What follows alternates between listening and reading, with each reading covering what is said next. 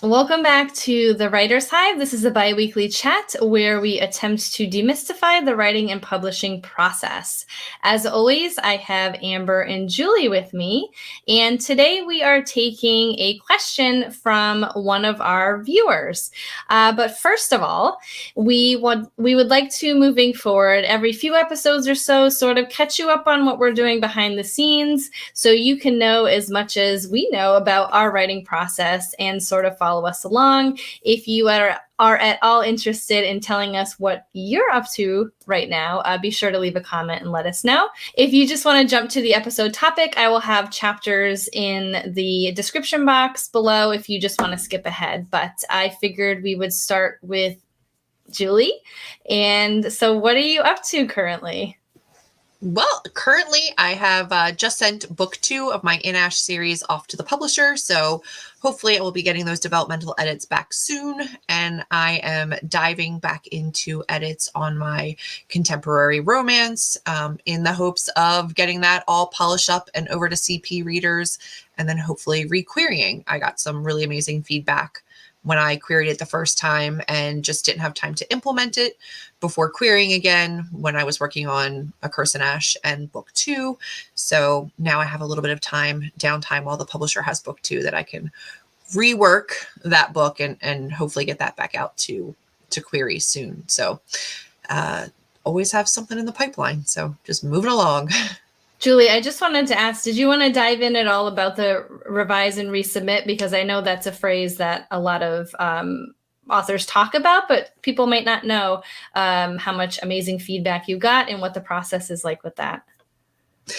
Absolutely. So this was actually my first revise and resubmit, and I was really, really happy for it. They had the book, they had my contemporary romance for quite a while because it was during the beginning of the panorama, and it took a while for them to get back to me. And I was well, I was obviously disappointed that they didn't want the book, but they gave me amazing feedback. The things that worked in the story, the things that didn't work in the story, where they thought pacing could be a little bit tighter or certain storylines could be strengthened. And now they said, give it 6 months. You can't resubmit within 6 months, but if you do considerable edits on this, we would love to see it back again. And if you have any other stories, please let us know. We would love to see those as well. So I knew I had, a window of time to work with this before I could even resubmit. And that window hasn't actually come up yet. So I still have time to rework it. But it was my first true critique and any kind of advice. It wasn't like a rote, form rejection letter, which is what I had been getting in the past. So this was a really, really useful bit of information. And I was really pleased to get it once I got over the disappointment of not actually just being accepted as was. And I really have had a good time implementing it because it was very clear and very concise, like what they thought specifically would strengthen the story. So I've been able to go back in and edit for those particular things and really make my book a much better book. I'm really excited to requery it. I will resubmit to them directly, but I think I might actually requery it around a little bit to other places as well too, and just see where it goes. But it's definitely a new part of the writing and publishing process for me. I haven't been in this particular position. I've done my own self-edits as I queried and got rejections. I'm like, oh, maybe I can strengthen this or that. But this is my first time actually implementing feedback from querying specifically, as opposed to part of the publishing editing process. So it's been interesting. I've got high hopes for this book. So hopefully it goes smoothly once these edits are done. I'm in a weird place with writing. I'm just kind of in the process of trying to figure out what project I want to work on because I haven't felt excited about a project in a while. So I'm just kind of brainstorming and trying to decide what genre I want to go into and what project I want to work on. I have a lot of ideas and a lot of stuff that I've started, and I don't know if I want to go back to one of those or try to find something new. So I'm just kind of in a brainstorming phase right now. Sometimes that's what we need, is a brainstorming phase. I burnt out significantly last year, the end of last year, so I am not currently working on any drafting or anything like that. I am releasing an audiobook for Take Back Your Book, an author's guide on rights reversion and publishing on your terms. So I just got the audio files back from my narrator, and it's such a different process going through this. Previously, my audiobooks with my traditional publisher, I had nothing to do with it. It was very much a courtesy to be like, hey, here's your narrator. We're going to take care of the rest. So I had the pleasure of choosing my own narrator and sort of going through the process. So it's a lot of fun. It's quite tedious to go through an audiobook. I tend to be an audiobook listener on like 2 times speed. So I have to listen to this audiobook, the normal speed, and then sort of pick out inconsistencies or mispronunciations or miswords or things like that. So that's been very interesting. It's definitely a new process for me. And I'm really enjoying it. And I love working with this narrator. I will link her in the description box if you want to check her out. It's Jillian Yetter. She is phenomenal. And also, I have just received notes back from my editor for my adult thriller that I'm hoping to publish this year. As I said, I was burnt out. I took the month of January sort of off, and I'm sort of getting back into fiction writing now. So I think that's the perfect project to move forward on. Mostly because I have copy edit deadlines to meet in May. So that's sort of where I am with that. And I'm also working on a secret project that I have not released yet to anyone. I have been vlogging it though, so I'm excited to hopefully some point release that to everyone else. So that's it for our updates right now. I'm going to jump into the topic of this episode, and it was a comment back in June 2021 from a Blue Oval Gal. They want to know, could you one day make a video addressing using your own name or a pen name for your books, and the pros and cons? So we thought this was a great episode topic, and thank you so much for commenting and giving us this topic to discuss today. As always, if there's another topic you want us to discuss in the future, be sure to leave a comment below. Amber, do you want to kick us off? Sure. So I think I've struggled a lot trying to decide if I wanted to use my real name or a pen name more recently.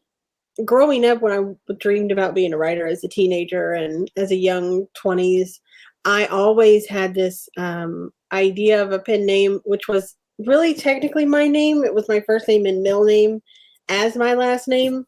And I self-published under that quickly before thinking about it. They were mostly first drafts. I didn't know anything about it. It was self-publishing was very new and just starting to kind of get popular. And at this point now that I am wanting to move to the more traditional route, that name is kind of taken because I published those other works under there, and they'll never disappear. They'll never go away. And it would make it impossible to become like a debut under that name. And I could kick myself for that, for taking that name, because I always dreamed about writing under that name. But I have no problems writing under my real name. It's fine to me. Like I like my name. It's not like anything crazy. So I would write under my name in a traditional sense. But if I was to write under, but I've always wanted to write adult books. If I was to write a middle grade, young adult, or even something more in like the erotic sphere, I would definitely use a pen name to differentiate myself from just my main genre. But I am a little sad that my pen name is gone now because of me being young and stupid, but oh well. Yeah, I self-published under my name, just JulieZantopoulos, when I did my flash fiction and poetry collection. And then obviously A Curse and Ash is under my name as well. And I do think that I will probably publish underneath a pen name when I do, hopefully, a more traditional route for my contemporary romance novels, just because Zantopoulos is a mouthful. It's probably not the easiest name in the world, although people have been amazing with different unplugged unboxings or hauls, or they've been saying my name fantastically, which gives me faith, but I will probably go with something a little bit more market friendly. So while I love my name, I will probably be using a pen name if I traditionally publish for my adult romance, contemporary romance. I also had a stint a while back where I was using pen names or a pen name to write erotica. And that's just not because I'm embarrassed of writing erotica, but mostly because I work with children. I've always been in fields where I work with young kids, or, I just didn't need my name associated with that, just in case there was any misconceptions or prejudices about that type of writing. And then women working with kids. I mean, I think we're all very aware of the prejudices that exist in the world, and any woman who dares to enjoy herself. So I think that there's a lot of merit to pen names. I think that if you're writing across genres, it's helpful to kind of split that up by pen name. I think if you're writing across different age groups, it can also be very helpful to distinguish your writings via pen name.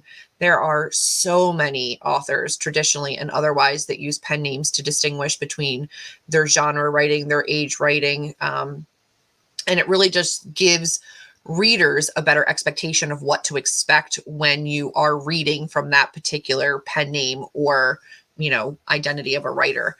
Not to say that one is, more valid than the other, etc. It's just going to be a way to identify the type of book you're going to get from that name. And it really does help avoid any kind of reader, disappointment or bad reviews, things like that. When you're like, this is not what I came here for. I thought I was going to be getting this, or I'm used to reading them as a middle grade author, pick this book up because I thought it was going to be middle grade. It's not, it's adult.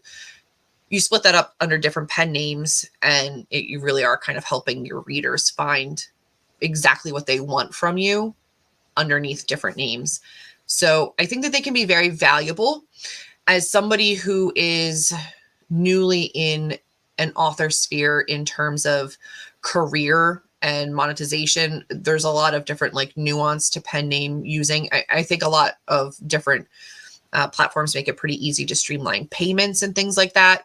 And then in terms of legalities and taxes and et cetera, there's probably a little bit more that I would need to look into going down the road. And that might be something that Katlyn might be able to speak to, but it's relatively easy to set up a pen name. It's not really anything that's too difficult. And I think really benefits an author, again, when it comes to reader expectations and just kind of dividing up your works if you want to be somebody who writes across different genres or two different markets. So I anticipate using them in the future. I don't think there's going to be a time in my writing career where I'm only writing under one name, and no one name or pen name is going to be more important or more valuable to me than another. And it's really just going to be a division based on helping my readers find the kind of content that they want from me. Once they know that they like a certain pen name or names writing, they can stick with that. And then make their decisions if they decide to jump over to another name. But I think it's really just more for that, making sure that my readers are getting what they want from me by making it a little bit more clear via pen name. So yeah, I think that I don't see as many downfalls to them as I do benefits. So I would say if you're thinking about one, then you're probably doing it for the right reasons. And I would say go for it. Yeah, there's many pros and cons of using a pen name, and it just depends. I think a lot of it for me has been how much work I want to do. So backstory, all of my books under HQ Digital were under my name. I wrote YA paranormal, I wrote upper YA romance, I wrote women's fiction, I wrote contemporary fantasy, and I found that eventually that didn't work very well in terms of favoring me for algorithms or really finding my readership, and that's something I still struggle with now. I feel like I'm sort of starting over now that I'm self-publishing in terms of finding my core readership. So I thought about this after I got the rights back to my young adult paranormal series. I no longer wanted to have these books under my Katlyn Duncan name because my more successful women's fiction books didn't really translate to young adult paranormal. So I took that as an opportunity I probably should have done years ago, but there's always times to course correct. So when it came to choosing a pen name, I decided to keep the last name the same so that if there was any crossover, then, if people read widely, then they could always find my books. But most of the time people use it to be anonymous. And I don't really, these books aren't anything that I want to keep a secret from anyone. But that is a valid reason to use a pen name if you are, as Julie said, if you're writing something that you don't feel like will make you employable, or say you're a doctor and you don't want your patients to know you wrote a book, or anything like that. So I'm choosing not to be anonymous with it, but you definitely can. That's a very valid way to do it. I'm just using it now to sort of separate genres and sort of show my readers where to go if they enjoy one or the other when it comes to my name. So that was the considerations that I made. And like Julie said, I think if you're thinking about using a pen name, that's definitely, you're starting off in the right spot with it. And just in terms of algorithms as well, I know that I think it's been said in the past, I think David Gaughran has said it in the past about his fiction and his nonfiction sort of mixing up a little bit in the Amazon also bots. That may not always be a thing, and you always have your audiences, sort of the ones who ride or die for you. They'll follow you wherever you go, but it's definitely something to think about now when it comes to a lot of algorithms, which is sort of what runs our lives. So if you are thinking about doing that, I think it's important. Some of the cons about pen names really depends on where you want to take it. For instance, for Katlyn Duncan and Katie Duncan, I chose to have two separate Instagram accounts. You could take this to another level where you have separate websites, totally separate newsletters, things like that. And I think it's very time consuming to do that. If you want to do it, or if you have an assistant or anything like that, more power to you. That's probably the best route, is to completely separate yourself. But as authors, most of us are just one people shows for most of the time. So it's a little more difficult. So that's a consideration to make. It can be a pro or a con, but it just really depends on how far you want to take it with the separation. Yeah, I know the cons can be, that it could be hard with payment. It could be hard with marketing when it's this other name, and it does bring a little bit of a issue. But I think that the pros outweigh the cons so much, because even when it's not a secret, when it's just that it's a different genre. For example, Shauna McGuire writes a lot of YA and very fantastical work under her name, but then she has Myra Grant, which she writes a lot of very scientific thrillers and horror and things like that. And it's a totally different name than her name, but it's very, she puts it on her Twitter, she puts both names, it's very known that that's who it is. But it's helpful to me as a reader, loving her scientific thrillers and her scientific horror. When I see that Myra Grant is publishing a new book, I know what to expect from those books. And whereas with Shauna McGuire, I know that it's going to be a little bit more magical, a little bit, more young reading, because a lot of it's YA, even though it's still great and I still love it. It is good to know. And if you have somebody that doesn't like YA, or somebody that doesn't like adult, they don't have to worry whenever they go to buy the new book from their favorite author that it's not what they want to read. And I think that the biggest pros is when you do write a genre, two different genres that are so vastly different from each other. Whereas like in Julie's case, with an adult fantasy and then with contemporary romance, those are so vastly different. They're both adult, but they're vastly different. And a lot of people that enjoy reading one can enjoy reading the other, but some people don't. Some people don't like fantasy. Some people don't like contemporary romance. So I think that if you wanted to put everything under the same name, under your name, that's fine.